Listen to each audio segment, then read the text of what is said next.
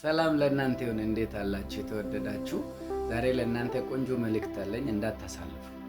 ገንዘብ ዕውቀት የማይሰጠውን ነገር ክርስቶስ ኢየሱስ ይሰጣቸዋል። ብዙ ጊዜ ሰዎች በገንዘባቸው ማያገኙት ነገር አለ፣ በእውቀታቸው ማያገኙት ነገር አለ። በገንዘባችሁም በእውቀታችሁም ባላችሁ ኤክስፒሪየንስ ልታገኙ ያልቻላችሁ ግን ለማግኘት የምትፈልጉት ነገር ካለ ዛሬ ኢየሱስ በዚህ ቃል ይሰጣችኋል። አምናችሁ ከኔ ጋር ይህን ቃል ትሰማላችሁ። ሐዋርያ ሥራ ምዕራፍ 3 ቁጥር 6 ላይ እንደዚህ ይላል፣ ጴጥሮስ ግን ብርና ወርቅ የለኝም፣ ይህን ያለኝን ግን እሰጥሃለሁ። በናዝረቱ በኢየሱስ ክርስቶስ ስም ተነሳና ተመላለስ አለው።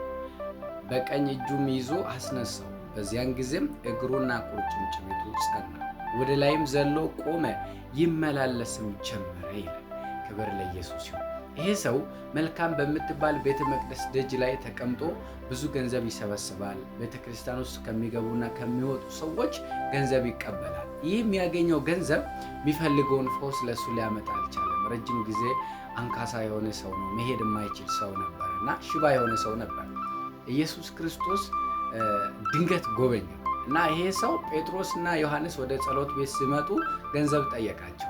ጴጥሮስ ግን እንደዚህ አለ፣ እኔ ብርና ወርቅ የለኝም አለ። በናዝረቱ ጌታ በኢየሱስ ስም ተነሳና ተመላለስ ብሎ ቀኝ እጁን ይዞ አስነሳው ይላል። በዚያን ጊዜ እግሩና ቁርጭምጭሚቱ ጸና ይላል፣ ወደ ላይም ዘሎ ቆመ ይላል። ክብር ለኢየሱስ ይሁን። ለዚህ ሰው ፈውስ የሰጠ የሰበሰበው ገንዘብ አይደለም፣ ከጴጥሮስ ያገኘው ገንዘብ አይደለም። ከጴጥሮስ ያገኘው ምንድን ነው? ኢየሱስን ነው ያገኘው። አያችሁ አይደለ? የሰበሰበው ገንዘብ በዙሪያ ያሉ ሰዎችና ሌሎች ነገሮች ያልሰጡትን በረከትና ጥበብ ፈውስ ማለት ክርስቶስ ሰጠው ማለት ነው። ክብር ለኢየሱስ ይሁን። የኢየሱስ ስም ኃይል አለው። የኢየሱስ ስም የማዳን ኃይል አለው። የኢየሱስ ስም በርን የሚከፍትበት ኃይል አለው። ክብር ለኢየሱስ ይሁን። በጌታ በኢየሱስ ስም ዛሬ በገንዘባችሁ ያላገኛችሁ በእውቀታችሁ ያላገኛችሁትን በረከት እግዚአብሔር እንዲሰጣችሁ ጸልያለሁ። ክብር ለኢየሱስ ይሁን። በሌላ ምዕራፍ ላይ በሌላ መጽሐፍ ላይ አንድ ሴት አለች፣ 12 ዓመት ሙሉ ደም የሚፈሳት የነበረች ሴት።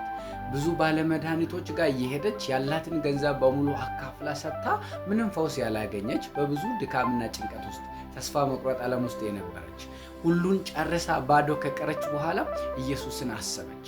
ዛሬ አለች በጉባኤ መካከል ሄጄ ልብሱን ብቻ የነካው እንደሆነ እድናለሁ ብላ አምና መጣች። ኢየሱስ ባለበት ጉባኤ መጥታ ቀስ ብላ በስተኋላ ሄዳ ቀሚሱን ስትነካው ኃይል ከኢየሱስ ወጣ። ክብር ለኢየሱስ ይሁን። ከዛስ የደሟ ምንጭ ደረቀ፣ እንደ ዳነችም በሰውነቷ አወቀች ይላል። በጣም የሚገርም መጽሐፍ ነው። ክብር ለኢየሱስ ይሁን። አያችሁ አይደለ? እቺ ሴት በገንዘቧ ፈውስ አላገኘች። ብዙ መድኃኒቶች ባለመድኃኒቶች ጋር፣ ብዙ አዋቂዎች ጋር፣ ብዙ ሐኪሞች ጋር ዙራለች። የተጠየቀችውን በሙሉ ሰጥታለች። ማድረግ የምትፈልገው የቻለችውን ሁሉ ሰጥታለች። ግን የምትፈልገውን ፈውስ አላገኘች። የምትፈልገውን ፈውስ ያገኘችው ኢየሱስ ጋር ነው። አንድ ያለኝ ምክር እንደዚህ ነው፣ ወደ ኢየሱስ ነው። በገንዘባችሁ ያላገኛችሁት በእውቀታችሁ ያላገኛችሁትን ኢየሱስ ይሰጣችኋል። ኢየሱስን ስትጠይቁ ከክርስቶስ ጋር ስትሆኑ ኢየሱስን እየሰማችሁ ስትሄዱ እግዚአብሔር በእውቀትና በገንዘባችሁ የማታገኙትን መልካም ዕድል ለእናንተ ያመቻቻል። በጌታ በኢየሱስም ይሄ ቃል በእናንተ ሕይወት ላይ የጸና ይሁን። ዘመናችሁ የተባረከ ይሁን እና የበረከት ምንጭ፣ የፈውስ ምንጭ፣ የደስታ ምንጭ ኢየሱስ ነው።